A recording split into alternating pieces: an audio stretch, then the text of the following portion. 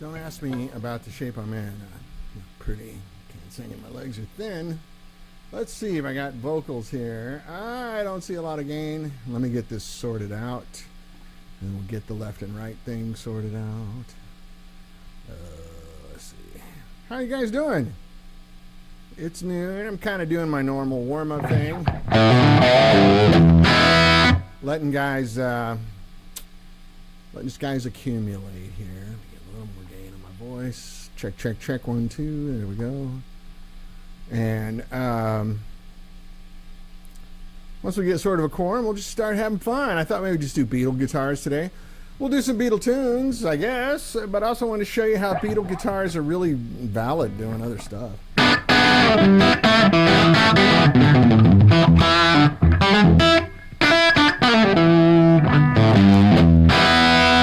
So I know a lot of you guys, like me, kind of live in Les Paul, Telly, Strat world, but I really like Gretchen Rickenbacker world too. You can't hear my voice? That's weird. I'm seeing signal. Rob, often when you log on, you're the only one having audio problems. Anybody else here? Can you I see a bunch of people logged in. Can you guys hear my voice? Check, check, 1, 2. Let's see. I got signal on my interface. And check 1, 2. Testing 1, 2, 3. Loud and clear, says Josh. Yeah, Rob, I think you got issues on your system at home. Seems to often be just you having audio problems.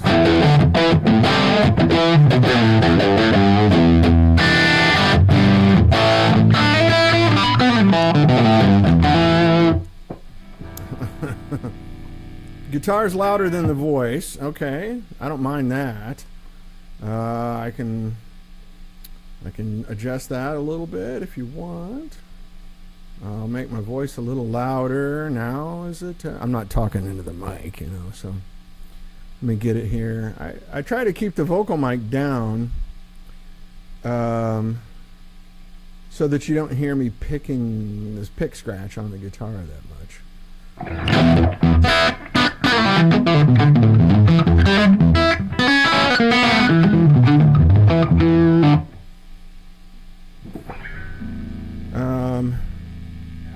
I'm going to type this out for Rob.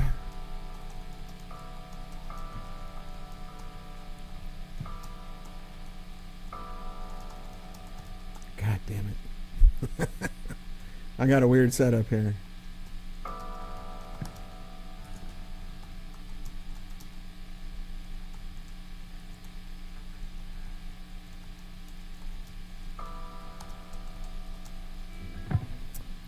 Anyway.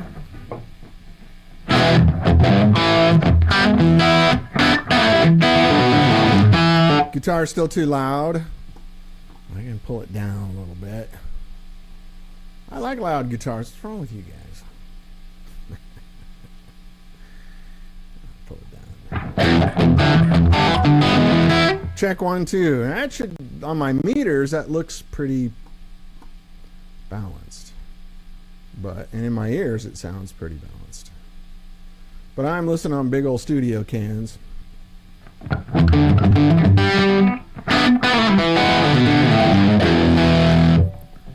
Rob, I think that's on your end, buddy. I don't think anybody else is having that.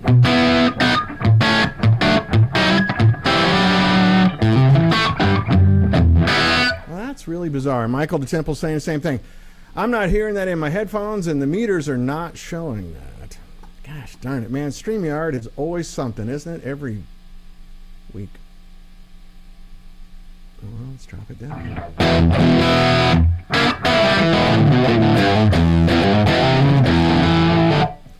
I can't really get my voice a whole lot louder. It's really loud, and the meters I'm almost pegging. Is that any better? Let me balance them back out to center. Hold on. Every time I adjust it, I have to separate them and then balance them back in. So there, everything's centered again. Thanks for bearing with me. I literally, every week, it's a different challenge. So my meter's showing me that I just went into the red on my voice. You guys aren't hearing it. It's 2 inches away, Mike. And I'm literally on my meters distorting. I think it's something in translation on the internet. Well, hang on a second.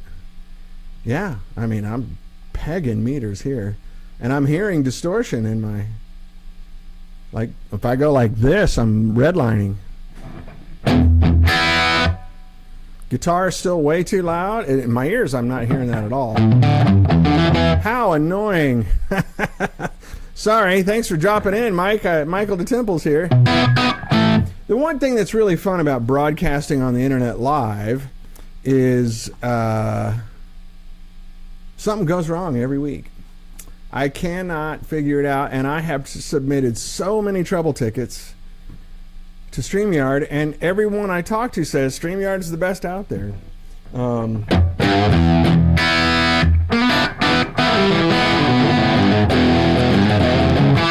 How about now? Is this more balanced? I mean, the mic's just right here. I mean, I'm right on it. I don't know. I could literally do DJ, but then you wouldn't see my face. I could go like this, if that makes it any better. It's going back down. Hold on. Do it somewhere like that. Does that sound any different? It doesn't sound any different in my ears. It doesn't look any different on the meters that I'm seeing.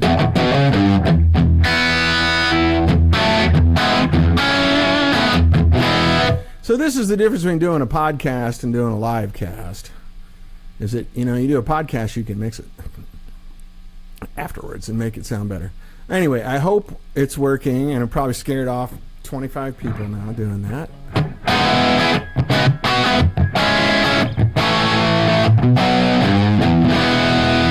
So Michael, talk and play at the same time. I was born a sharecropper's son in Mississippi. Sounds all right now, Doug? Thank you.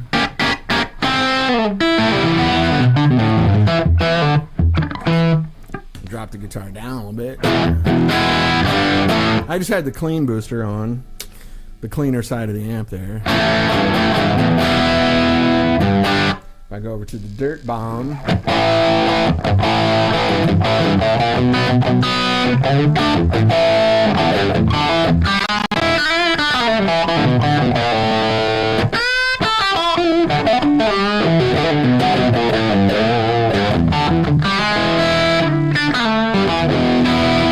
Anyway, a little noisy over on that channel today. I don't know why. Open chassis. That's good. Okay, cool. I'm telling you, every week it's different. Anyway, everybody say hello to Michael DeTemple, who's here. My favorite guitar guy, I think, in the world. In the world, yes, Michael DeTemple, who's a wizard, who's worked on this very guitar. He reshaped it. This is it's a reissue, 59 reissue. It's a good one. But he reshaped the frets and changed the landscape of the whole guitar, put on one of his fossilized Mastodon ivory nuts, and set up all this crazy hardware for me. And this is possibly the best playing Gretsch I've ever touched in my life. I love Gretches, but when you buy one, you always got to do a lot of work to them. Like Gretches and Rickenbackers, I think they get away with a lot because of the heritage of the guitars,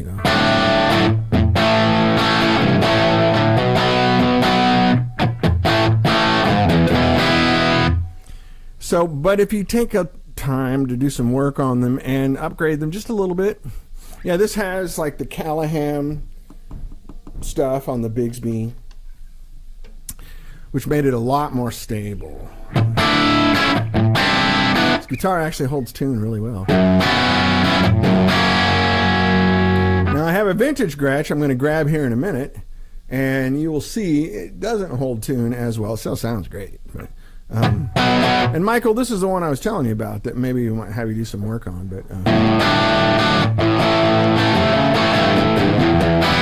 But it's been modified like crazy. Like it's, Spurzels on it. It's got a bone nut. The frets have been redone with Gibson fret wire. And I have the whole Callahan kit here. I just haven't put it on yet. And I'll probably take it over to Michael and say, hey, can you make this right? But anyway, these are just Filtertrons. Tom Jones, TV Jones, made these for me. I called him on the phone. We had a really nice conversation about what I like. When people say, I want some Filtertrons, make me some crazy Filtertrons. And I think to someone like Tom, who's an expert on this, that means 10 different things. So we had a nice conversation. He's such a gentleman. We had a really nice conversation where he figured out what I think a good Filtertron sounds like, and he nailed it. And they're just great. I love these pickups. But they're kind of oddballs. They're probably pretty similar to something he already makes. He might have wound them down or up a little bit for me or something, but nothing crazy. You can't go too far off the ranch or it's not a Filtertron, right? So anyway, this is a great Gretsch. This is a 59 Duojet reissue. So I put some extra money into it to make it right, but now it's just a damn good guitar. I mean, gig worthy.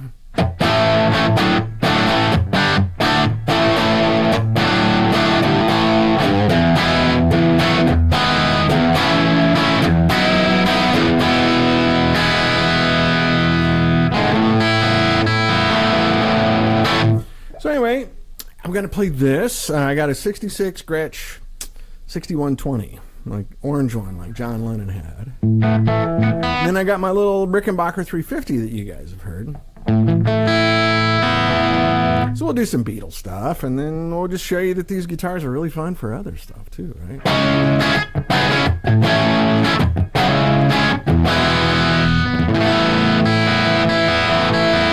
So if I go way down on the gain here, I mean the amp's still pushed into distortion. So this is the prototype running at 20 watts with a pair of EL34s. No, this is 6L6s. I'm sorry, I take it back. These are 6L6s. The other one's EL34s. So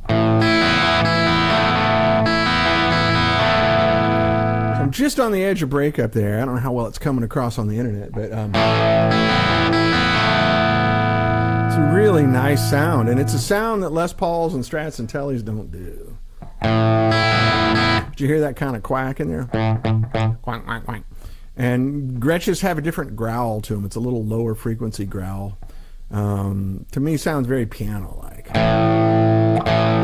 You can hear it in there, though, and you hear it a lot of Beatles tunes, right?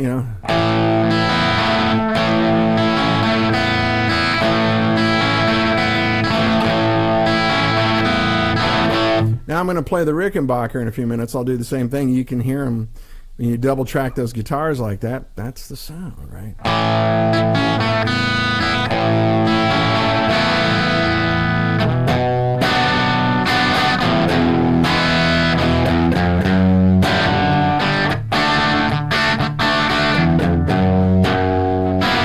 How's it go?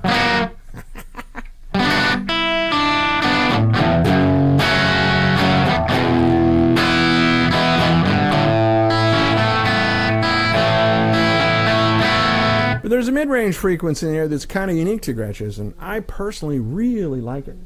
It's kind of worth the sacrifice of playing a guitar that's kind of different. know a lot of people have a lot of opinions about Gretsch's and Rickenbackers, the way they're made and everything, and they're right. But they sound cool.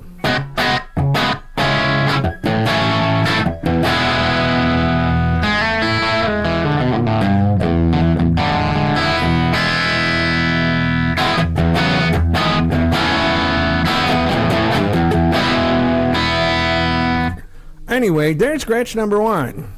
Let's go over to Gretsch number 2. Give me just a second, and I'll grab the other guys just right here, right off camera. And we'll get you rolling. 1 second.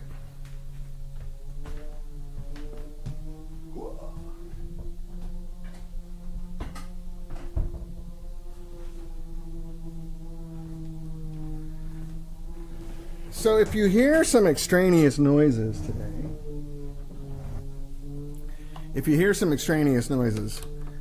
there's house painters here. So they're sanding on stuff and grinding stuff and hammering stuff and making all kinds of cool noises, which really helps for doing a live web show. But our house is getting rejuvenated. A 90-year-old house. Okay, what am I doing wrong here? Huh, what's happening?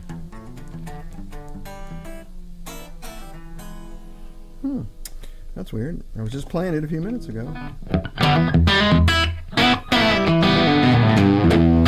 So these are 60s Filtertrons. This guitar is a 66, which is kind of in the transition when Gretsch sold to Baldwin, I think. I have the whole Callahan kit for this as well. I just haven't put it on yet. I put some fresh knobs on it, as you can see. I think the pick guard's been replaced, and then it's got a Gibson Tune-O-Matic bridge on it. Hey, DJ Milcor, how are you, buddy? Bienvenidos. Yeah, you can see the tarps out there. Anyway, this is a really cool guitar. Belongs to Matt Ferguson.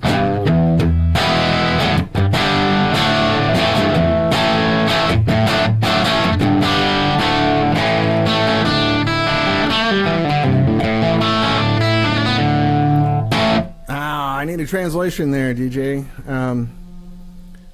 Estás usando what cables? Oh, the cables. Yeah, I'm sorry. This is Ernie Ball. Just Ernie Ball cables. I like Ernie Ball stuff. Ernie's kind of an LA legend, you know. Michael DeTemple actually used to work for Ernie Ball when he was a kid, right?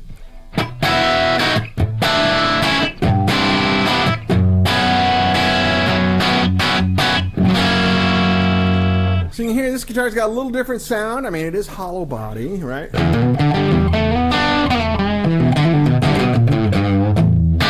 And the pickups are almost 60 years old, right?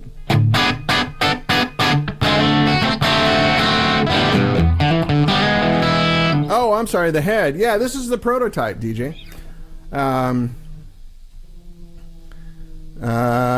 We're revoicing it a little bit, and it's been slow going because my partner in crime's been out of town playing music.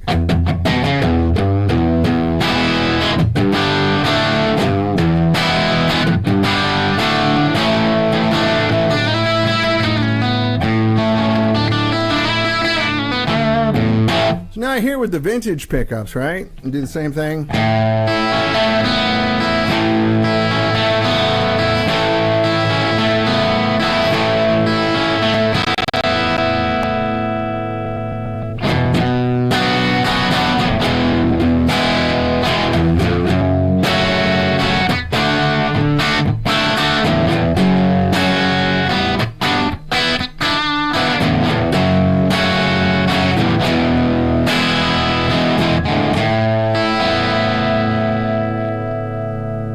Get the idea, right?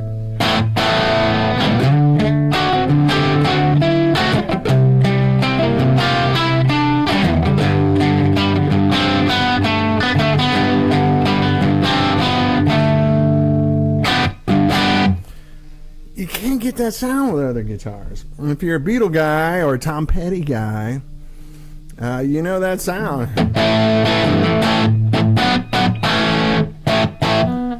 Quick back in tune. So this one does not hold tune as well as the new one, right? But that's okay. I don't care. I also beat the hell out of guitars.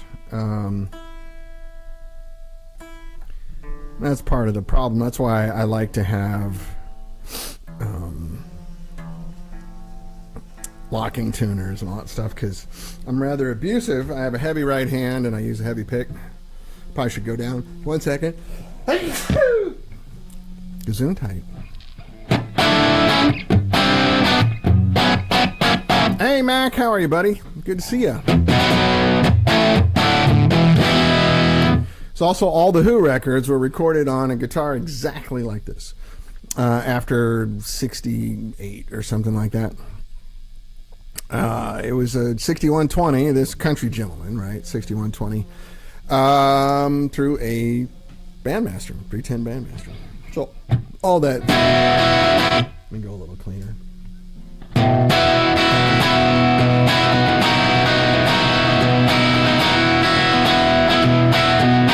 Beatle guitars, Mac.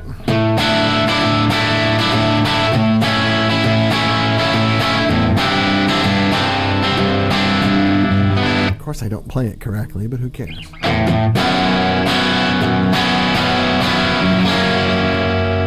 It's a cool sound. Once you get your ears tuned to it, it's hard to find it anywhere else.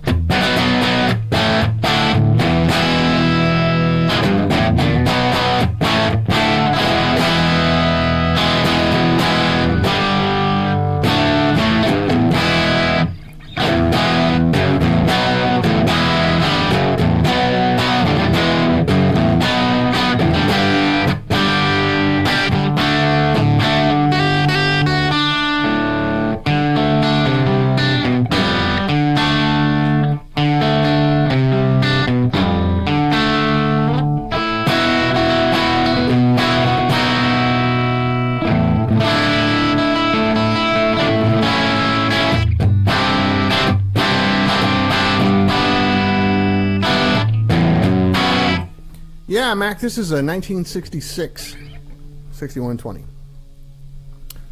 Mostly original. The electronics are all original. The nut's been replaced and it has Spurzl locking tuners on it. And it's got a Tune-o-matic bridge, a Gibson thing. Because when they're made originally, they just didn't stay in tune that well, and they were hard to manage, you know.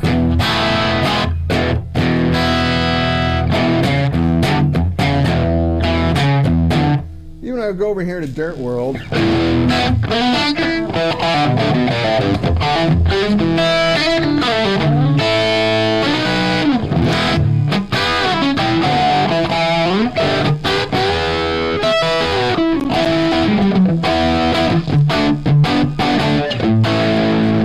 some reason I got a lot of noise coming in the dirty side today. Might be a tube. It's an open chassis. There's guys here working with power tools. I think that's what it is. So yeah, even just doing that, I knocked it out of tune a little bit. And this one's been pretty well upgraded. Man, the pickups make it all worth it. I think these pickups sound ridiculous. You can hear it. No one knows what it's like.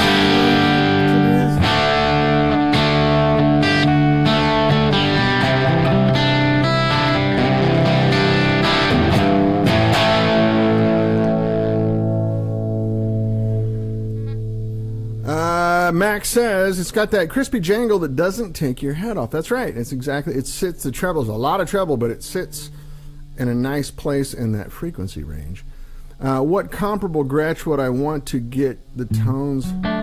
Well, they do reissue 6120s. You can find these. They're not crazy expensive. I mean, they're really no more expensive than a new one. They're around, you know, a couple grand. They do reissues. I don't know if the pickups are that great. I'm not sure. I know Tom Jones, TV Jones, right, makes pickups for Gretsch, but I don't know which ones are in which models. So you'd have to do a little googly woogly there. I'm sorry, I can't think of it off the top of my head. Also, the difference is, like, the modern ones have a longer scale. They do a more like Gibson kind of scale, whereas this is it's kind of a short scale guitar, which gives it a different sound. Yeah, it's got a... Which is, I know that was recorded on the Les Paul, but still.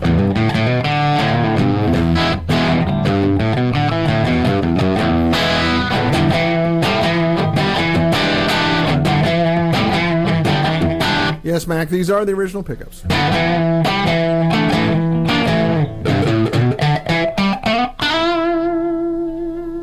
that song on my head today, I don't know why.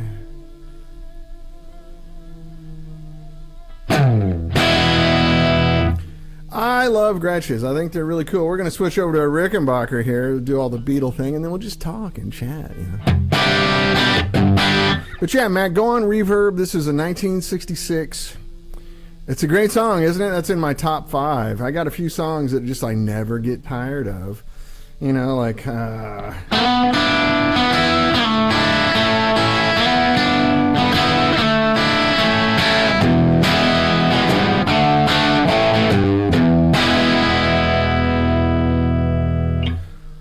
Rob Price, thanks. Good. The Shaw designed Fulltron pickups are not bad. Oh, that's cool. Yeah, check them out. I'm not familiar with them. If you have a link, you can post it here if you like. That's fine.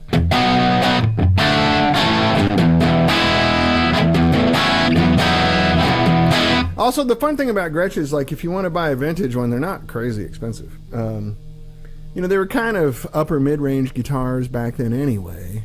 A lot of jazz dudes like them because it's got this mud switch on it. Like I can go.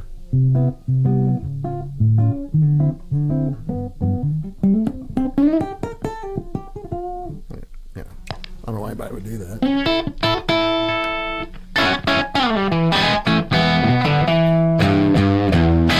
And the country guys liked them back then. And then a lot of bands like, you know, Buffalo Springfield and the Byrds.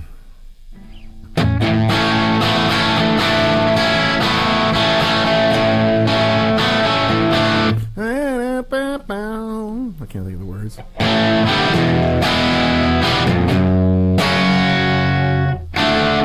Sounds suspiciously like Ticket to Ride, doesn't it? That's feel a whole lot better when you're gone.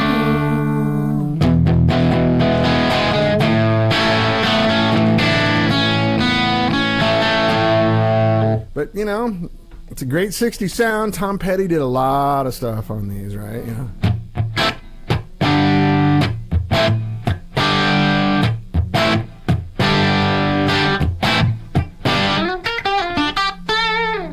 All right.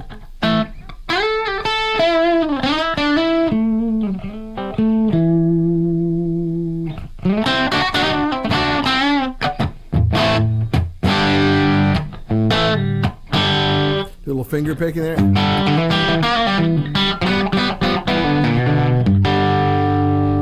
Yeah. So I think back then Tom was playing Rickenbackers a lot and Gretches. Mike was playing a Les Paul Deluxe a lot and Rickenbackers. So a lot of low output single coil pickups, right?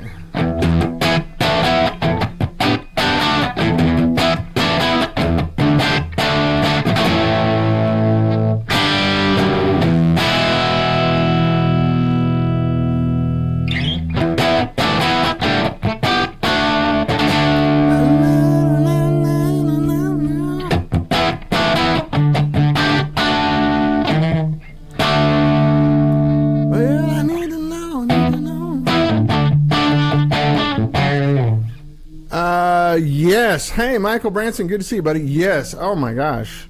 Tom Petty was a Dylan disciple? Totally. Listen to Refugee. Oh, man, they're thumping on my house. Sorry. I hear that in my headphones. Conk, conk, conk. Yeah, you think about...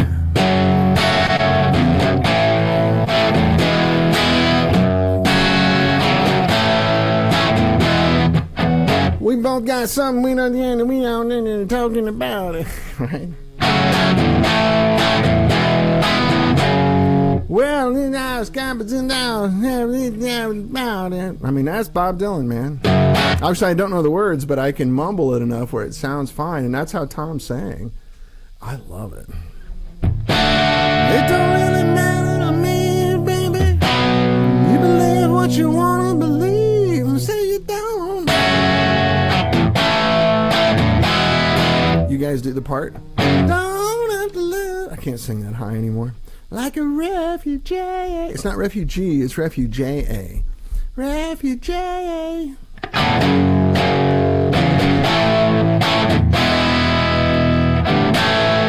Yeah.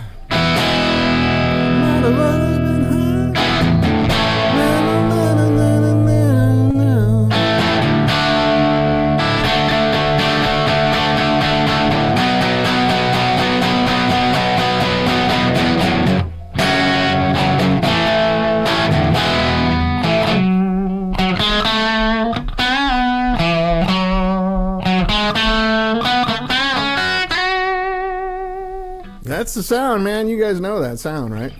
Well, we can go over Rickenbacker now and do the same stuff since we're doing Petty and the Beatles, and even the early Who stuff was on a Rickenbacker. All right, so let's go, Ricky. Go, little Ricky. Lucy, you got some splaining to do about them guitars. All right, hold on. Tangle City here. Too many cables, too little room.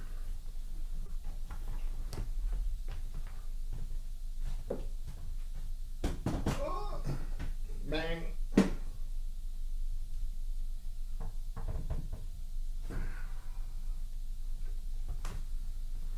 And we're back. El Rickenbacker. Classic rock hero. Thanks, Mac. Yeah, it's just the stuff I just played for a long time. That's my Bible. Let's see if she's in tune here. It was in tune when I put it in the rack a minute ago. Yeah, not bad. Okay, I think we're good.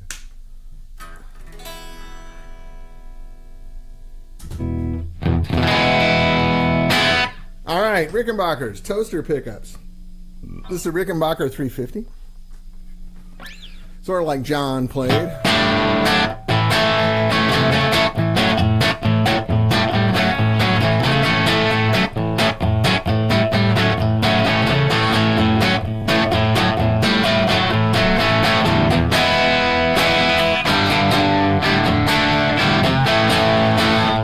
It's got a hell of a good sound. Yeah, we didn't even do the AC/DC stuff on, all the Malcolm Young stuff was on Filtertrons, right?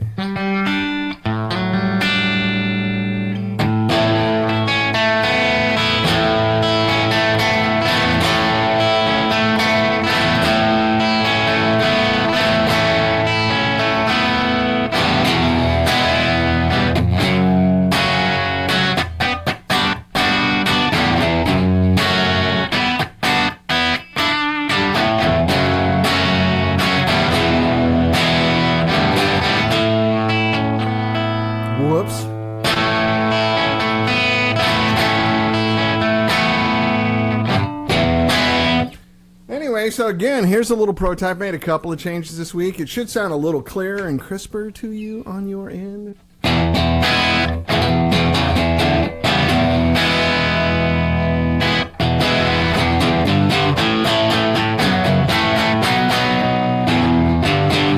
Anyway, that sounds legit. Not too crunchy. Warm, but the trebles are still present and distinct. Great vocabulary. Thank you.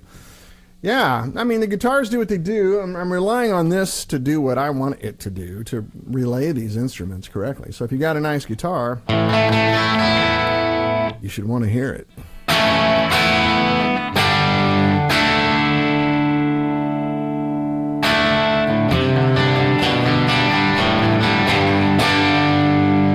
But, that's totally right in there with...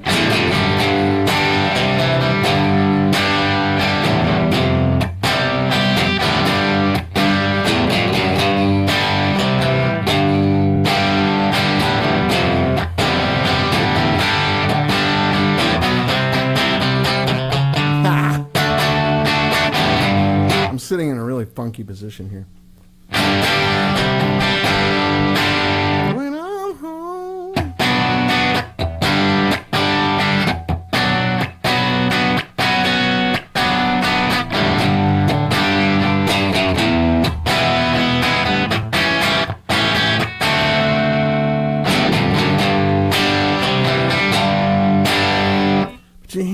those little chimey things bubbling up through those chords? I'm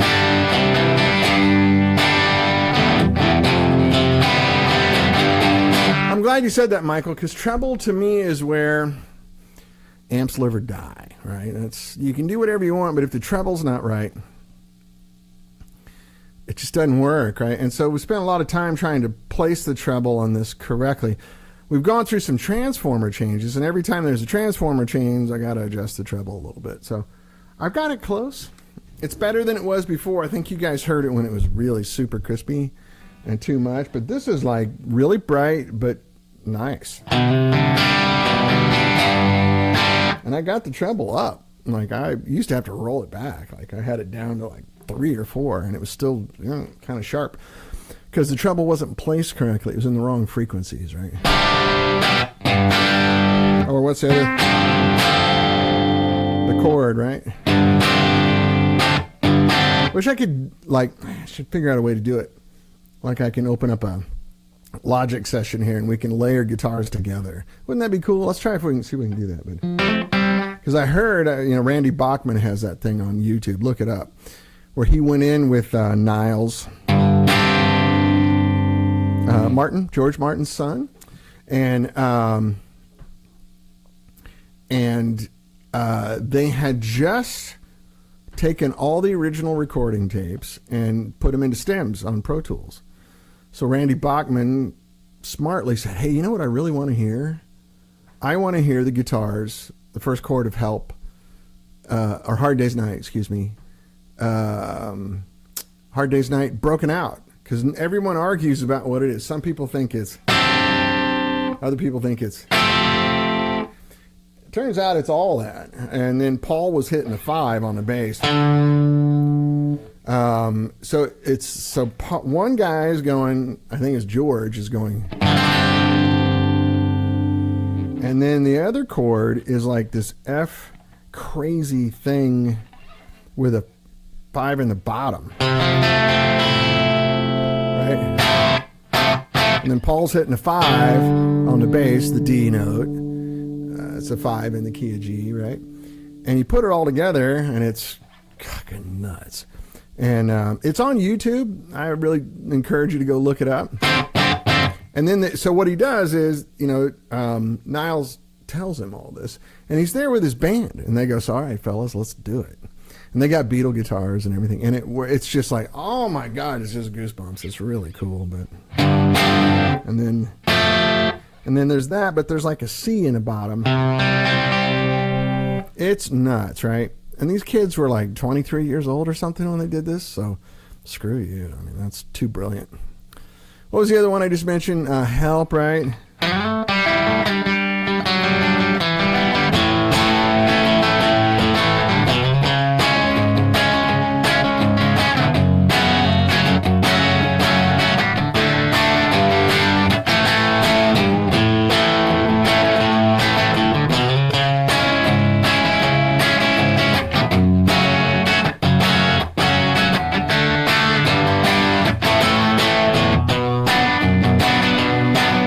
You got to have the Gretsch and the Rickenbach for this.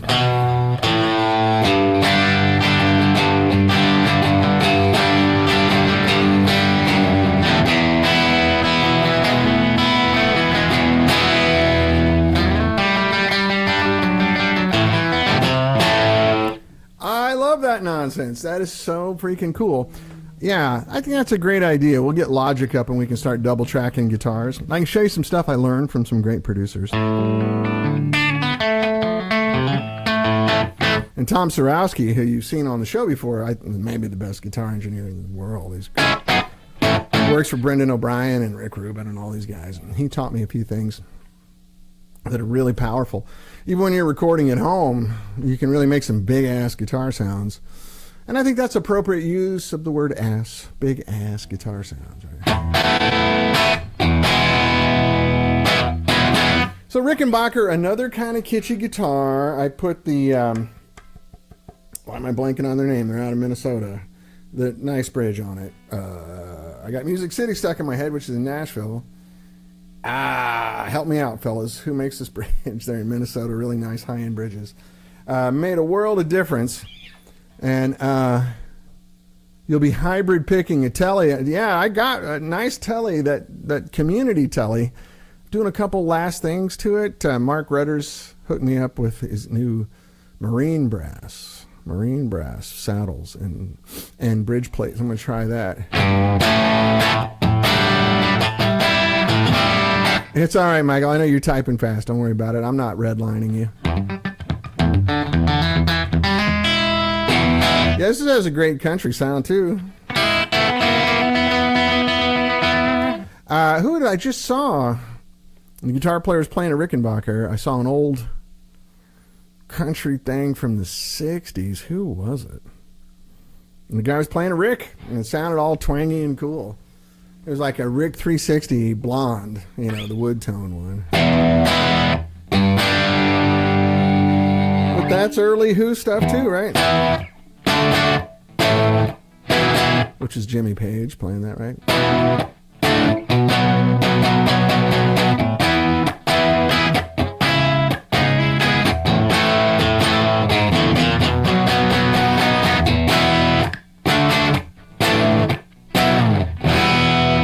I put a little clean booster on this.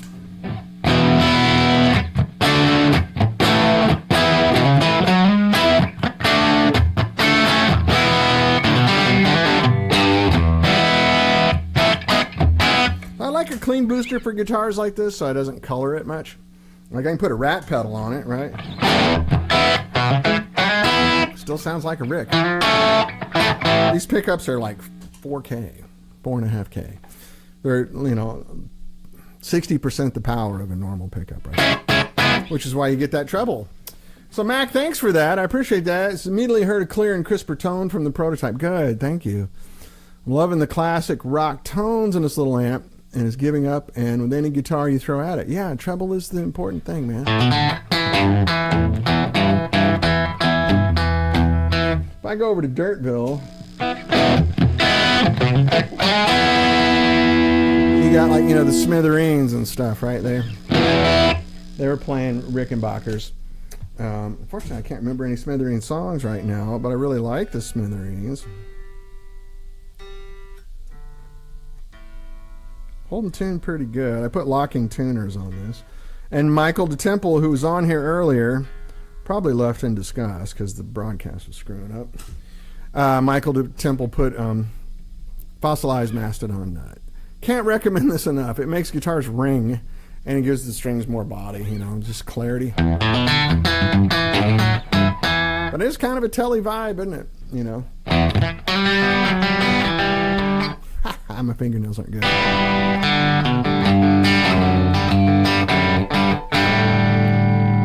Blood and Roses, right? Yeah, I just can't remember how to play it.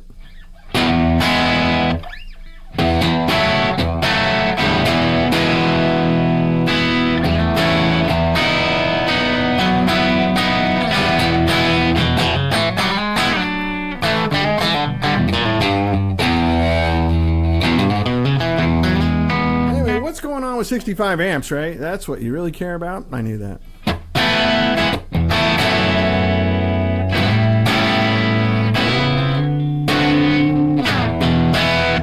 This guitar's so fun, man.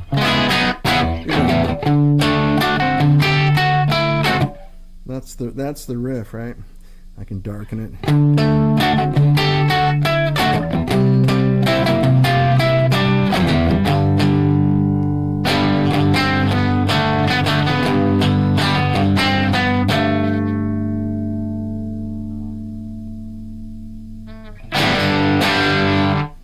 Good question, Mac. What's the price point you're shooting for in this prototype amp head? I want to try to keep it under $2,000. It's pretty hard to make a decent tube amp for less than that these days, unless I send it over to, China or somewhere like that, which may happen down the road. We'll make an affordable version for Guitar Center, that kind of thing. Which is all people can afford sometimes, and that's cool.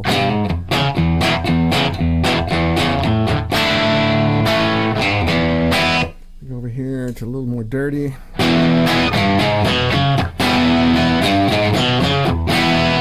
Put a little clean booster on it.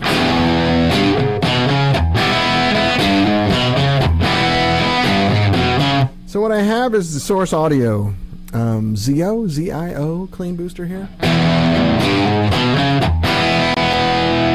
I can even go, Klon.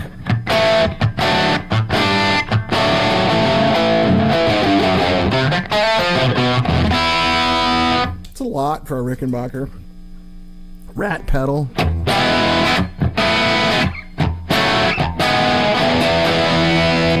I don't know if Ricks need a lot of dirt, they just...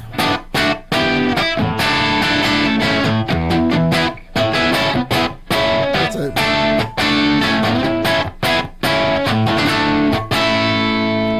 You know the song. Hey!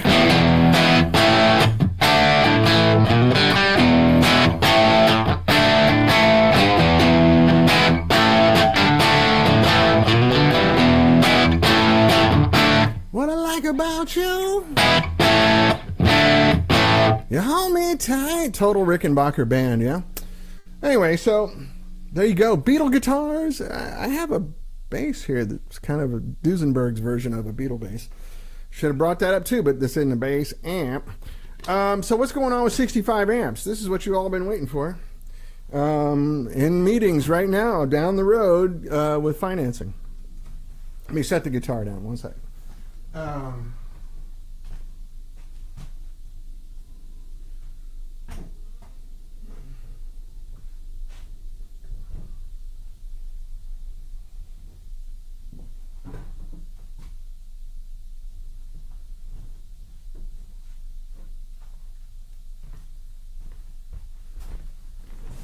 All right, I'm back. I'm sorry. Man, that's some headphone hair right there, dude. I need to put the phones on so I can hear if I'm using my microphone correctly. Anyway, yeah, we're second meeting next week with a venture capital firm. The first meeting was outstanding. It went really, really well. But I'm not counting any chickens yet, as they say in Missouri. Well, pull out your guitar, Mac. You don't have to wait. What's stopping you, buddy? So, fingers crossed. If you got a God, pray to him for me. If you don't, just throw me some goodwill. I'll take it. I'll take all the karma you got. And then, still working on that other amp with David Royer, which is fun. The guys over at Mojave were having a great time. And I'll hopefully be able to show you a working prototype of that maybe within a month. Right now, it's kind of like breadboard craziness. It's not portable at all. And it looks like a rat's nest. I do not have any old Apollos. Sorry, Michael. I wish I did. The Apollo was a really great amp, but it didn't sell that much. Sorry, something in my teeth. Which didn't sell that many of them. It was, and to make an amp where it doesn't cost a fortune, I need to buy in bulk, right? Because Celestion even designed a special 15-inch speaker for us, which is great. They ended up including it in their lineup. It sounds killer. But to buy head shells and transformers, if I buy 5 transformers, they cost a fortune. But if I buy 25 or 50, wow, what a difference it makes, in price. So unfortunately for me, the bass amp market's a lot smaller than the guitar amp market. So it just wasn't feasible for us. If I wanted to send it overseas and make it more affordable, then I think I lose the magic of that amp. The transformers in there were great, and it was really nice, fun amp. It was a B15 that works, so yeah, I know. I'm sorry, Michael. I appreciate your enthusiasm for it. That's really nice. I dig that. So anyway, we're down the road. We're getting money. We're having meetings. No money yet. No money in the bank yet. If things go as we're talking about, we should have a substantial amount of money coming. And then I'm sort of on probation at that point for a couple years. If I can use their money wisely, hit some metrics, then they're in for 10 times that much money. Well, we're going to make another Elvis Mac. Don't worry. There's a few amps I want to make, the hand-wired ones, just because they're part of our heritage, and Elvis is one of them. London, Soho, Elvis, Tupelo. I could just cut the business down to that, and it would be great. I really like the producers as well, but they're expensive. The transformers are expensive on it, so that kind of prohibited that. They sound amazing, and the tubes last forever, so that's where I'm going with this. I'm going a little further than we did with the producer. So we had done the producer's kind of higher current, I misspoke there, higher current and lower voltage, but not super, extreme. And then right when we were making that amp, and it was selling like crazy. I mean, even it was $3,500 for the head back then. Today, considering COVID and it's be probably close to $5,000 to make that head now. Transformers have doubled, and that's the most expensive part of the amp. Transformers that I used to pay, wholesale $45 for are now $150. Stuff like that. That's the market, unfortunately. Now, there are some Asian manufacturers of transformers that a couple of really reputable friends have told me, dude, you can't tell the difference now. They got it down. So I'm going to try that. I don't really care where they're made, to be honest. I mean, I'm a patriotic American and all that kind of stuff. But at the same time, if you believe in capitalism and a free market, price matters, right? Also, it looks like the economy is kind of slowing down a little bit. Hopefully we don't go into recession, knock on wood. So I don't know if making $5,000 heads makes sense. But anyway, so when I did the license deal with Boutique Amps Distribution, 2013, they made the amps perfectly. Actually, they kind of improved a couple of things, but they didn't really see the future in the producer series of stuff. Because what I wanted to do was make a couple more.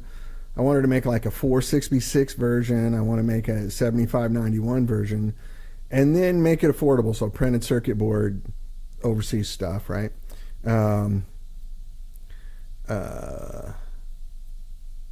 Okay, Mike, I'll tell you what, if you hit the lottery today, I'll make you whatever you want for a price. So anyway, it was just not a good fit. They're nice people. They did a great job making the gear, but they did not see the value in pursuing the high current thing. And back then, tubes were a lot more available than they are now. Now they're not. So this is when it becomes actually useful. So instead of just copying old amps, like I'm going to make a deluxe. Man, everybody does that. Plus, the baby boomers are selling all their gear now. So like vintage amps are getting more affordable. You can find a kick-ass 64 Deluxe right now for $2,500, or you can buy a boutique version of it for $3,500. You know what I mean? Like, hey, the market's changing. For gear is like only valuable for, it's like vintage cars, right? Like 50s cars are going down now in price. You can buy a 57 Chevy, a really good one now, here in Los Angeles for $35,000.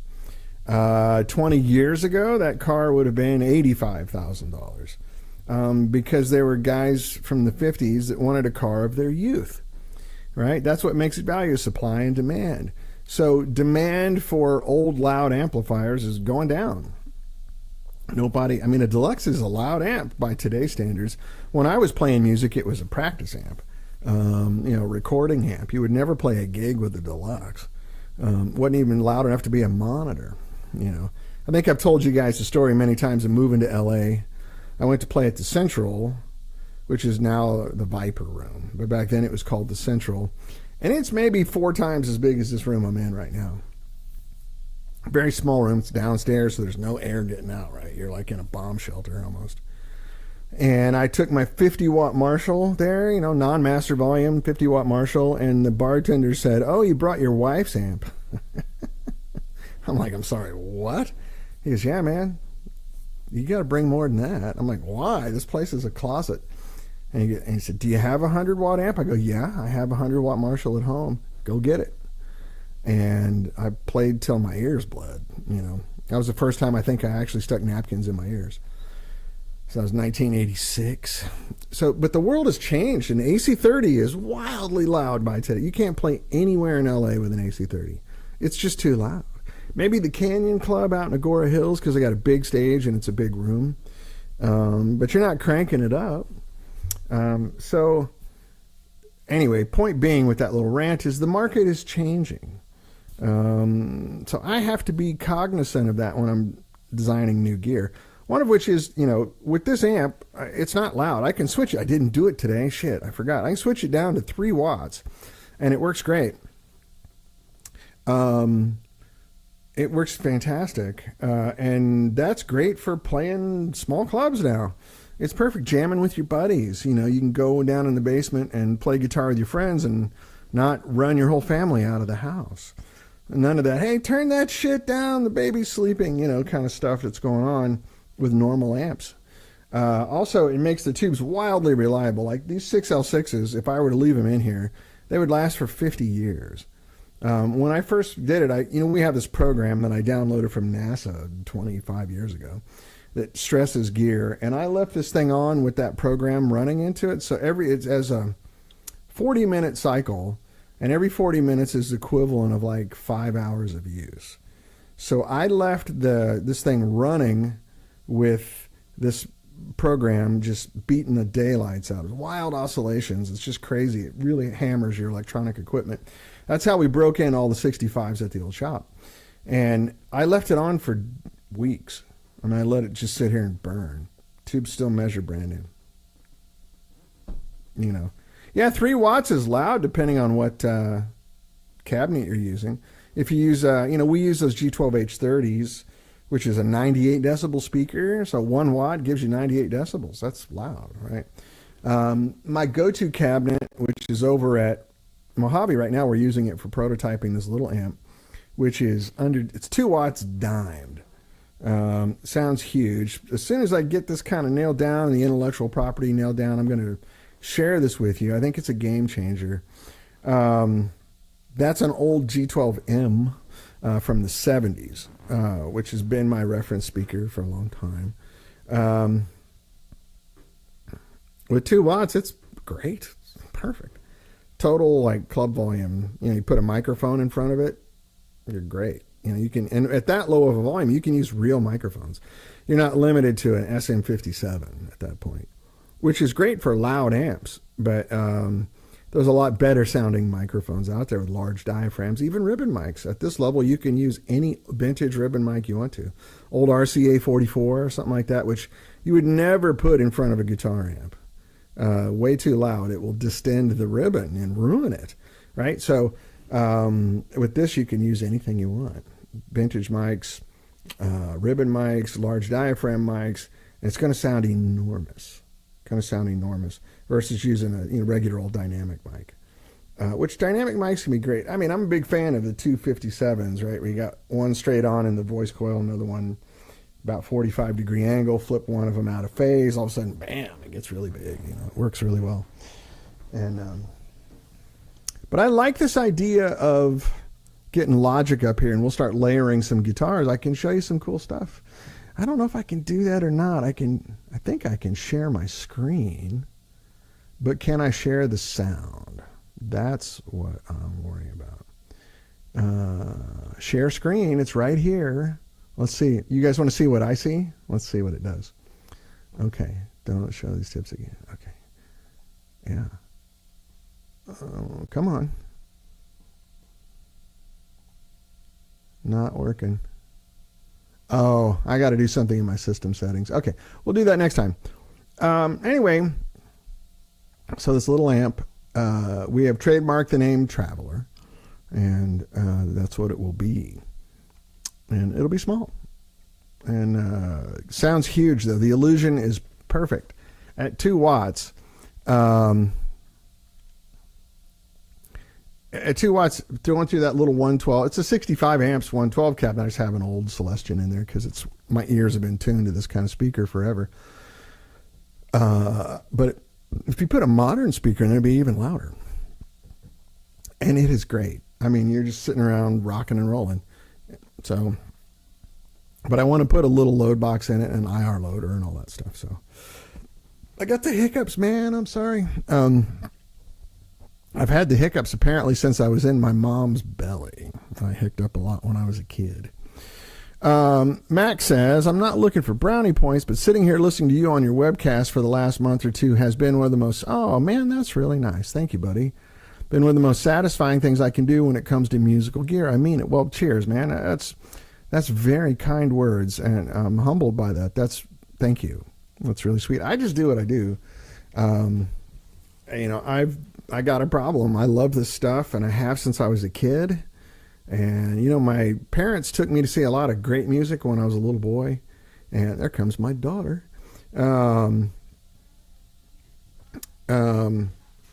So I got exposed to this stuff when I was young, and it stuck with me, And like I said, growing up in Missouri. Hello, darling.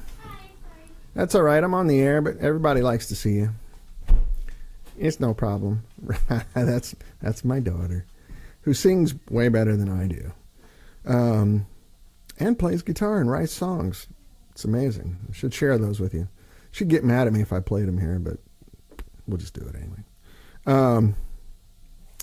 So anyway, Mac, it's, growing up in Missouri is kind of a crossroads of music. So I got exposed to a lot of jazz, a lot of great old rock and roll, a lot of classic country, a lot of rhythm and blues. It's kind of all there in the middle of the country. Everything kind of collides there, and you get a unique little music scape. There wasn't a plethora of music there, but I got exposed to a lot of different kinds of music.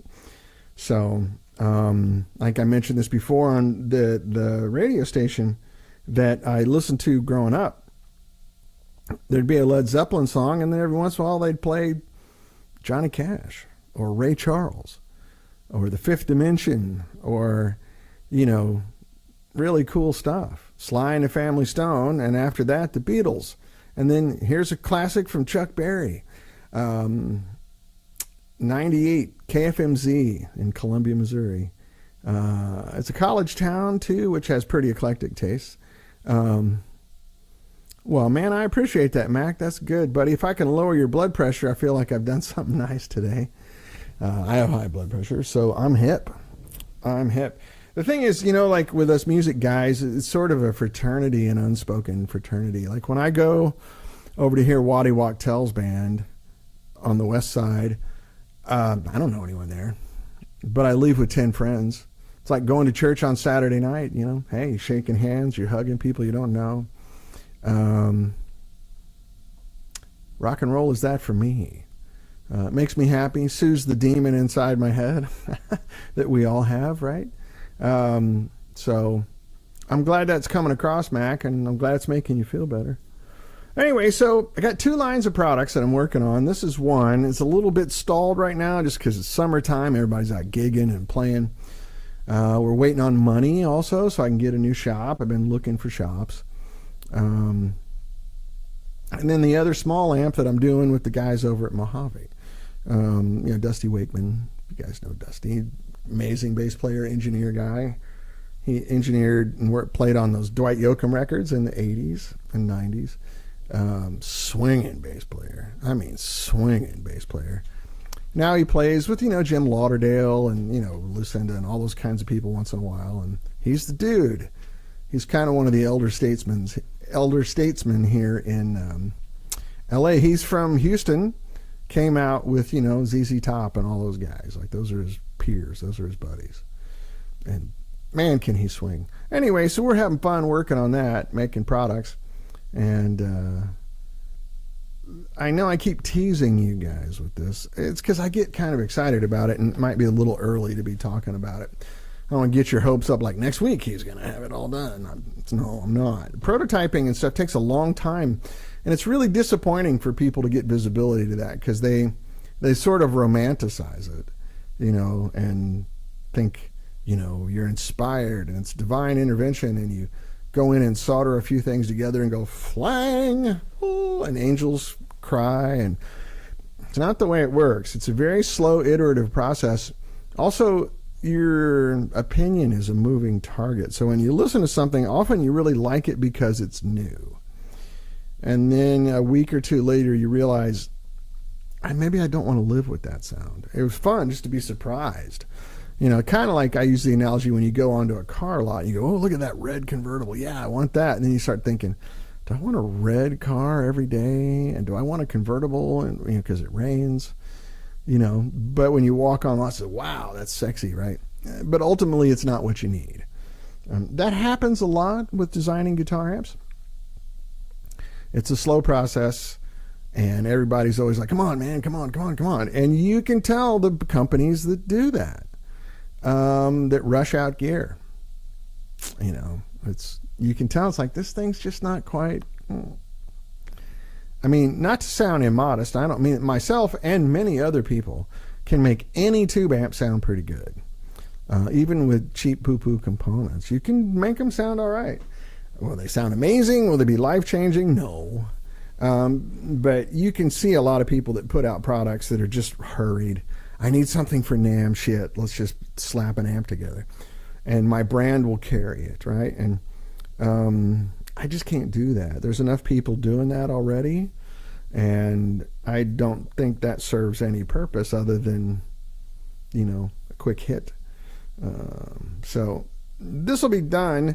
Honestly, right now, if I had money, it'd be finished right now. So one of the things, like if our venture capital money doesn't come in quick enough, you know, people in the finance world say funny things to couch bad news, right? Sometimes they say things like, it takes us a while to get to yes. It takes a while to get to yes. Oh, really? Fuck.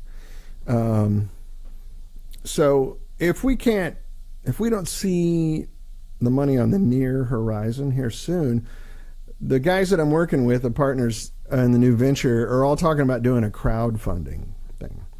So, you know, start out $10. You get a sticker and a thank you on the show. $50, you get a nice t-shirt. You get a shout out from me on the show, that sort of thing. Get up into higher stuff. All the way up to, you know, a few $1,000s. I'll make you an amp with your name on it. You know, that kind of stuff. It works really well for a lot of people. I'm not 100% comfortable with it, but I have so many people saying, no, dude, it works. You can raise a lot of money quickly. So we might be doing that. So what you guys don't realize or see, have visibility to, not because there's anything wrong with you, you don't answer my phone, right? Is I have a lot of dealers that want to buy all this stuff. And I had a meeting with my old Japanese distributor on Monday, especially the little bitty amp. He's like, I sell thousands of those in Tokyo. How much for you to say terrible things about me, says Scotty Bratcher. I can't think of any terrible things to say about you, Scotty, other than you make me look like shit when we play guitar. That's as bad as it gets. And that's a backhanded compliment. So I don't know what to say. Everybody, Scotty Bratcher's here. Say hello to Scotty Bratcher. Yeah, we're dwindling down now, Scotty, just down to the mumbling and shooting the breeze part. Which strangely people really like. Like when I watch the metrics on the show, when we get down to this shooting the breeze, a lot of people stick around. Like the engagement is long, which is kind of weird. I'll give you some, or my wife will. I won't believe it. That's between you and her. Yeah. I can't think. I wouldn't have bad things to say about you, Scotty. Your buddy got a hold of me last night on Facebook. I think he's going to buy that little Marshall. Thank you for that. I gave him a day or so to think about it. I gave him the two options with the tubes and waiting to hear back. Seemed like a really nice guy.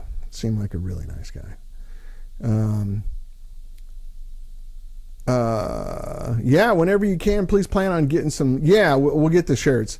I get a lot of requests for shirts still. It's crazy. And I even have some friends, like dear friends, I gave them shirts, you know, at NAMM in Nashville in 2004. They're like, man, my shirt's getting holes in it, dude. You got to replace it. It's important to me. I'm like, oh, okay.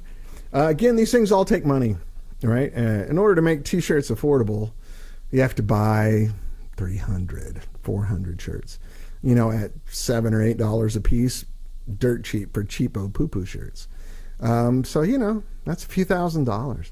I just don't have it right now. Every penny I have now, like, I'm going down to Pacific, and we're going to have a meeting and rework this power transformer. This was more of a proof of concept to see. These tubes are stone cold, too. It's not on, but I just turned it off a few minutes ago. Just a proof of concept to see that we can manipulate the electricity the way we want to, and the tubes would still work great. I feel comfortable that we've done that. That's been the proof of concept. So now we're going to do our first iteration of this. It'll be smaller. Like, this is a prototype, so it has a whole bunch of leads on it and different options that we're not going to use. So it'll be smaller and more affordable and all that kind of stuff, so we can start getting the price down to where it needs to be. And then this output transformer is a Mercury transformer that we can't get anymore. So I figured that out. Pacific make just as good transformers as anybody.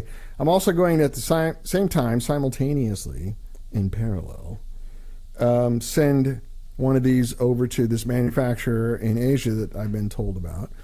And several people have told me that, I can't remember the name of the company now, it's 3 letters, and it's in Hong Kong. And I've had 3 different people tell me, you can't tell the difference. Send whatever you want over there, and instead of the transformer costing $150, it'll cost like $18. So if I can do that, and it's legit, I'll only do it if it's legit. I'm not going to do it just because it's cheaper. But let's say it's legit, just for conversation. Then I can really make this amp a lot more. These 2 things right here are the most expensive parts of the amp. Like, this is over half the build cost right there. You know, little resistors and capacitors and switches and knobs and shit, they don't really cost that much.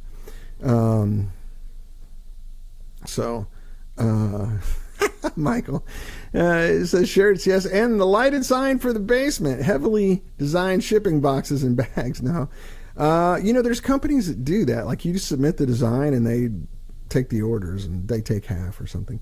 Yeah, I always wanted to have a neon sign. I have a big stuff from my shop, you know, big wooden things that we used at NAMM. I have them in the garage. They're big, though. I don't think it would take up half your wall. Like, see that clock behind me over there? It's like 3 times the size of that, 4 times the size of that. Max says, are you going to stick with the classic vintage style that put 65 amps on the map? Yeah, we're going to do a little bit of hand-wired stuff, and we're going to do a little bit, and for these amps, they'll probably look like 65s. For the subsequent versions that, you know, have the digital integration stuff I've told you about, and the little amp, the Traveler, we may evolve the look. I'm not going to just change it wholesale, but we may move it forward a little bit. You'll recognize it as a 65, but it's just going to be updated, you know. Like Fender changed their stuff, you know, all the time, and Marshall, even, you know, a 60s Marshall looks different than a late 70s Marshall. It looks different than an 80s, 90s Marshall, you know. So we're going to do the same thing, but you still recognize it as a Marshall. We're just going to evolve forward a little bit. And I think it'll be really fun. One of the things that we're utilizing right now, Mark, my partner, has, for his other business, his main business, has interns from UCLA. So right now what they're working on is a new web everything for us. So new Instagram, TikTok, you know, my Facebook stuff. And our goal is to get this out of my house. This is my home office in my house. You know, to get a proper studio with nice lighting. And I have lights here, but it's hodgepodge, you know, it's total sort of improvised. You guys remember my old show? I had lighting trusses, you know, and the lights look really good. Better than this. You know, I can play with it, but it's hard to get, you know, and having white walls is not smart and all that stuff. A store down in Austin, Texas still had the clock size Dealer 65 on the wall a few years ago. I offered to buy it and they said no. Now they are out of business. They still had NOS amps in it. Who was that? In Austin. Oh, what was it? Jim Crud. What's the name of the store? Darn it. Why am I blanking on the name? Oh yeah, Guitar Resurrection. Yeah, that's right. Jim, really nice guy. He was an older gentleman. I hope he didn't pass away. Jim, really nice guy, super guy. Guitar Resurrection. Yeah, that was a cool store. They're gone, huh? Ah, well, that's a shame. Why am I blanking on his last name? Anyway, Guitar Resurrection, nice place. Austin's an awesome city, of course. And it's a music city, even though it's kind of turned into a tech city now. It's not the same Austin I knew growing up. I used to play down there a lot when I lived in Missouri. And now when I go there, it's kind of all corporate, nice modern buildings. And, oh, COVID. Did he die of COVID? Oh, my goodness. I lost so many friends to COVID while I was listening to people tell me it wasn't real, including my uncle. Oh, that's a shame. I'm sorry to hear that. He was a really nice person, but he was an older gentleman. He was kind of fragile, frail, older guy. I could see that. If he got it, it would take him down. Oh, that's a shame to hear. Oh, you think COVID just killed the store? Okay, well, yeah, it was hard on music stores, especially, you have to walk into a music store to buy something. So it was pretty tough. Yeah, I like Guitar Resurrection. That was a very cool store. That was one of our first 10 dealers when we first went to our very first NAMM show, which was Nashville, 2004, I think. Summer NAMM, Nashville, 2004. Peter and I he's still out on the road playing. He's, of course, done this 100 times more than I did, but we knew of dealers around the country that we really liked, and we thought let's pick 10 of the dealers that we really like, and maybe we'll get 2 of them or 3 of them, right? And they came. We reached out. We wrote them handwritten letters, like old school, we really put our best foot forward, and they came to Summer NAMM, and all 10 of them signed up. So we had orders for 84 amps by the time we were done, and we only made 1 amp then. It was the London. And so all 10 dealers, a couple of them were guys like, Midtown Music in Atlanta. We knew the guy that owned that. He bought 10 of them.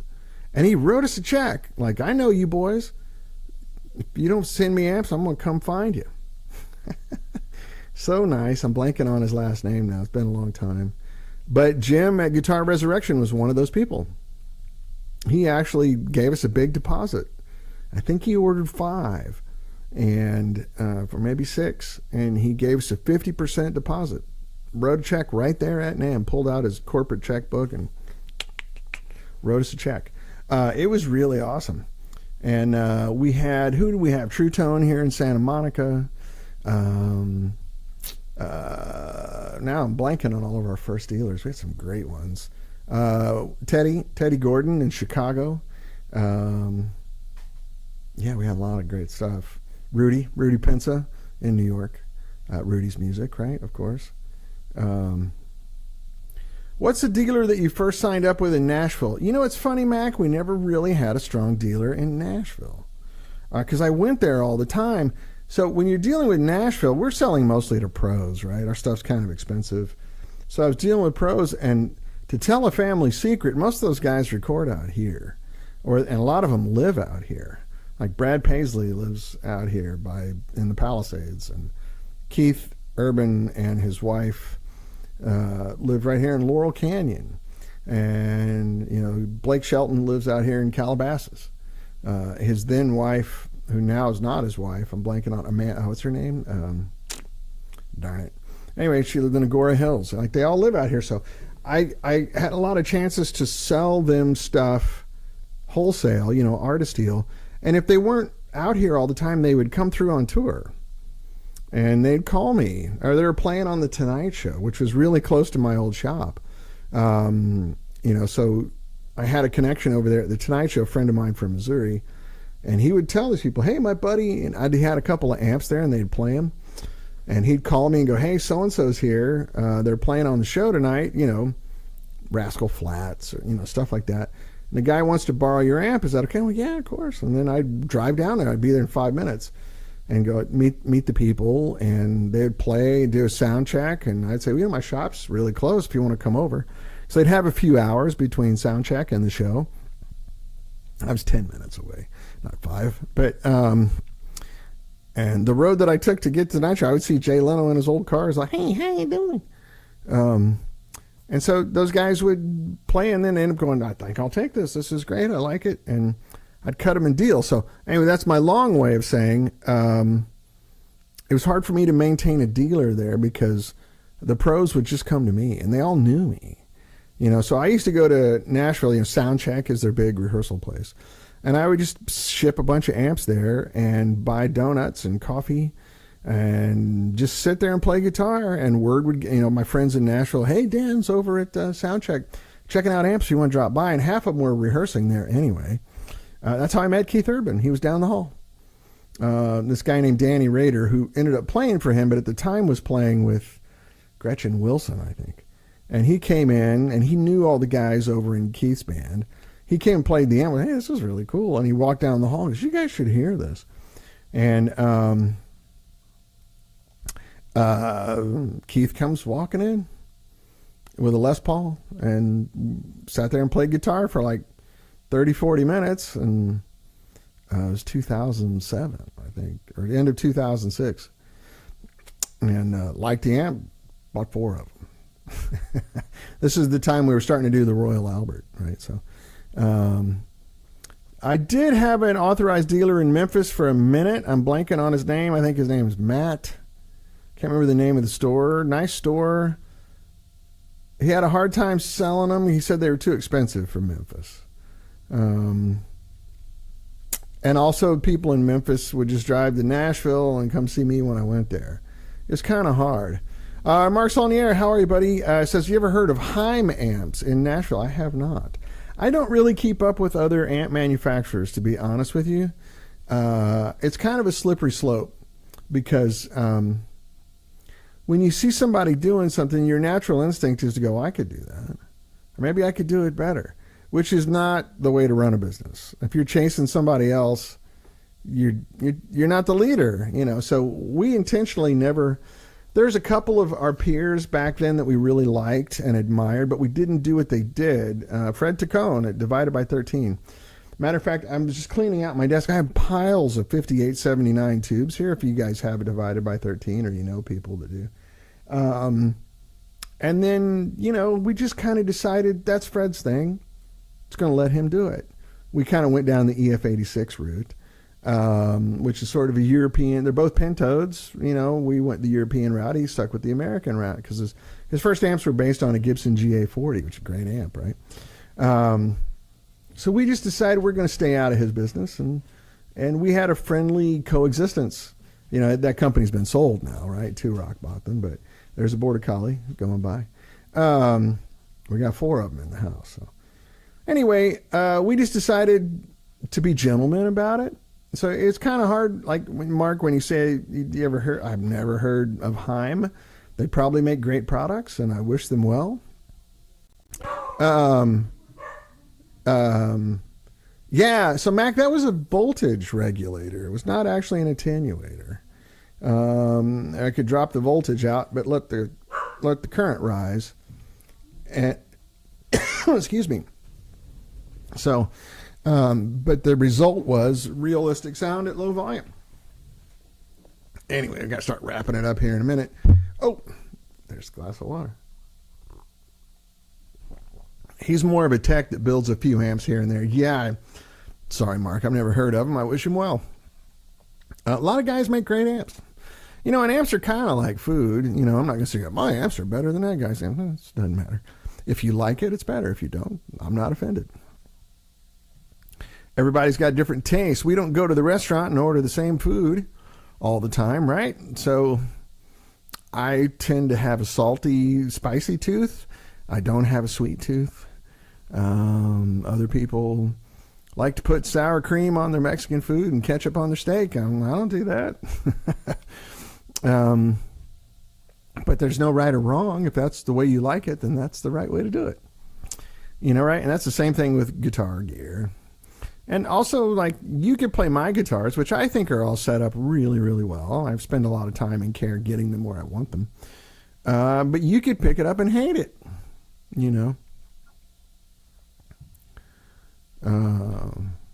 Yeah, a lot of people are using the B plus voltage. Yeah, I didn't invent the idea. I came up with an interesting way to do it that I stole from a hi-fi manual. Excuse me. I didn't invent. None of us are inventors. If any amp guy is telling you they invented something, they're astonishingly full of shit. This is World War II technology. All we're doing is different recipes. You know, go back to the cooking analogy. I'm just making chicken and rice in a different way than the next guy makes chicken and rice. You know, there's Indian chicken and rice, and there's Mexican chicken and rice, and there's Cajun chicken and rice, and there's Italian chicken and rice, and there's Greek chicken and rice, and there's Southern deep fried chicken and rice. You know what I'm saying? Like, nobody's inventing anything. I think it's very presumptuous and arrogant to say you've invented something. That's a red flag if you hear people saying they've invented anything in the guitar amp world. Open source Mary Poppins will be later this year. I studied intellectual property in school. Like, this is not intellectual property. You can get intellectual property on names, and you can get intellectual property on, you can get what's called a utility patent, for the way that you do something. And the only way you can get it is if you can prove you're the first one to do it. Oftentimes you're just the first one to apply for it, but you have to really show that this isn't something that's been done for a long time. There's a couple of patents out there in the amp world that I'm astonished people have, like dual rectifier. That's been in hi-fi stuff since the 40s. Somehow Mesa Boogie got that patent. I guess no one challenged it, I guess, because that's been around forever. So anyway, because you can only tube rectify up to about 40 watts. And if you want to go above that, you got to add a second rectifier. Sorry, I'm vibrating here. Yeah, you see what I'm saying. Anyway, I didn't mean to go on a rant there, but be wary if people are telling you they've invented something, right? I'm just a cook. I'm a chef. I have my way of cooking things. And I'm honored and flattered that some of you guys really like it. And I'm not offended if you don't. Doesn't hurt my feelings at all. If I were to take that personally, I would have some serious mental issues, I think. Oh, that's a great question, Mark. Thoughts on the brown boxes for lowering voltage on vent? I think it's a great idea. I know Pat Garrity really well. He's a very smart guy. You're welcome, Mac. Take care, buddy. And come back. And I'm trying to get Ron on. We're trying to get Ron on the show, and Michael DeTemple. So Ron Ellis will be showing up here soon. We just got to get where he can do that from his shop in San Diego, where she's extremely busy. But the brown box, so I know Pat Garrity really well. He's a smart engineer. He's a military-trained guy. And he's absolutely correct, because those old amps were not designed for modern wall voltages. So I know even when I was a kid in the 70s, if you stuck a meter in the wall, I was getting 112 volts, 114 sometimes, which is what those amps were designed for. Now I have a power regulator right over here. I'm getting 122 volts out of the wall here, and I'm in a 90-year-old house in an old part of town in Los Angeles. I would imagine if I were closer to a power station, I'm probably getting 126. So the basic math, this isn't ubiquitous, it's not always true, but just the basic math on a guitar amp is for every volt that comes in the wall when you rectify it, you're going to get 4 volts on the tubes. So like let's say Fender Deluxe, right? 64 Fender Deluxe. Mine are set up for 120, Michael. Yeah, and they have a 10% tolerance on them. So that goes as high as 132. But anyway, so let's say you have a 64 Deluxe. It was designed for 112 to 115 volts. Rectified B plus voltage on that amp back in the 60s was about 430 volts, which is a lot for a 6v6. That's in the upper zone of feasible for a 6v6. Now you take that amp now, plug it into the wall here, you're getting 122 volts, what I'm getting right here. So that's 7 more volts, right? Times 4 is 28 more volts B plus. So now the B plus has gone from 430 to 458. That's a different sounding amp. And that amp wasn't designed for that much power. and the tubes certainly don't like that. A 6v6 does not like that much voltage. It's way out of its comfort zone. So Pat Garrity knew this when he designed his product. So what you can do with his box is normalize the power for what the amps were actually designed for. Yeah, I got painters here, Mac. My house is getting painted. That's why you see the tarps over my porch furniture and stuff. We're getting a facelift. So anyway, if you look on old Marshalls, it says 115. Old box AC30s for the North American voltage says 115 on it. Nothing's 115 anymore. Not much is even under 120. Even in Europe, we used to do everything 220. Now it's 230, 240. So that's what's up with that. Anyway, long answer to a short question. I think the brown box is essential if you have old amps. It's a really smart thing to do. I've had old amps cook over here. Like you guys might have remembered on my show, I had this trapezoid. It's a 65 box AC30 head, trapezoid head, and I bought it from Britain. And the first time I plugged it in here was the first time that North American tap had been used on the power transformer. It melted. There's literally dripping wax and shellac and stuff on the floor because it was getting 122, 123 volts instead of 114 or 15 that it expected. So the brown box is great. I think Pat actually sold that, to be honest with you. He couldn't make enough of those things. Everybody with vintage amps bought them. They're sort of standard for all the guys I know that have vintage amps. And I think he sold the company because he did so good with it. And he's got some other products now, one of which is to protect the headstock on your Gibson, which is really cool.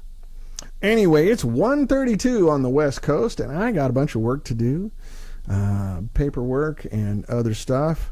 My buddy Clark Singleton owns it now. Oh, yeah, there you go. That's right, Scotty. Yeah, someone bought it. I didn't know who it was. But I consider them essential for old amps. Thanks, Michael. Yeah, it's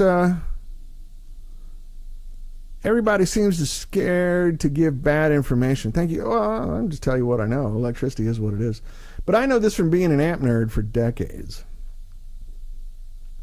You just start measuring, why is this amp screwing up? And then you measure the voltages on the amp, and oh my God, this is way hotter than it was designed to be. Why is that? Oh, look at this. I'm getting a ton of electricity out of the wall. Here in Los Angeles, like right now it's a summertime, so like the grid's getting kind of stressed with air conditioners running. It's a little lower voltage. I'm getting 122 according to my power regulator down here. But in the winter time, when everybody's not running their AC, I get 125. So that would be a full 40 volts over what a 60s amp was expected on the tubes. 40 volts B plus, right? You just kind of multiply it times 4. Everything's not 4. Some of them are 2.7. Some of them are 4.4. Just for general cocktail napkin math, 4 times is a good rule of thumb. So, brown box, get you one right now. Now, what we did on ours is I adjusted the power transformers to deliver the voltage that tubes expected back then. So, we weren't just copying circuits. So, our power transformers were adjusted for modern voltages and modern tubes. Mac Baker, my dad's bald. Mac, but my grandfather, supposedly you get your hairline from your mother's father. My grandfather had a full head of hair. He died at 92 by accident. He had a full head of hair. So yeah, I got the hair gene. That's all I got. Trust me, everything else falling apart. I had to have my heart rebuilt. I got a titanium disc in my neck. I had my eyes, retinas fixed, and I got a joint in my foot that's bone on. I'm falling apart, dude. But I got hair. I got some hair. It just grows out of my head, and I don't really do anything other than wash it and put conditioner in it a couple times a week. But you can see if you look closely, there's a big old gray hair right there sticking out. Father Time always wins. I know how this story is going to end. But anyway, I got to go, guys. I got to get busy. I got stuff. Now, just spill the tea on where to find a decent EF86s that aren't too cheap or $200 gamble. The Electro Harmonix ones work really well. That's what I was using in production. I have a few if you really need one. No, cheap quality. Yeah, the Electro Harmonix ones are pretty good.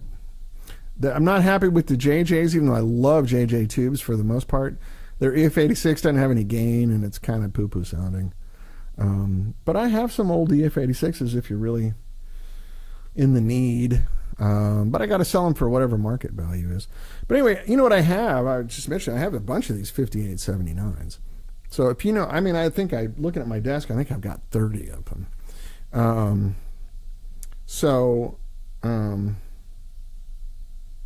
Yeah, I think that's right. Yep, 5879. Yep. These are Raytheon. These are good military grade tubes. So, if